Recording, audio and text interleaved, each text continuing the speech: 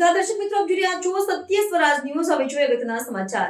દહેગામ તાલુકાના બારડોલી હિંગળાજની મુવાડીના સરપંચની ધારાસભાના સહયોગથી ખૂબ જ પ્રશંસનીય કામગીરી. 3 મહિના પહેલા સરપંચ તરીકે ચૂંટાયેલા બારડોલી હિંગળાજની મુવાડીના સરપંચ ઉડીને આંખે વળગે એવા કામો મંજૂર કરી લાવ્યા.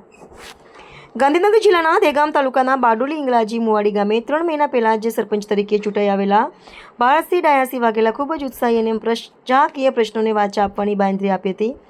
તેના માટે એમણે બારડોલી અને હિંગળાજની મુવાડી તેમજ બારડોલી ગામે ધારાસભ્યના સહયોગથી સ્ટ્રીટ લાઇટો મંજૂર કરી તેમાં સરપંચ અને ડેપ્યુટી સરપંચ મેલ સહિત ચૌહાણ સાથે રહીને બારડોલી અને હિંગળાજની મુવાડી ગામે વિકાસના કામો કરવા માટે જાગૃત બની ગયા છે.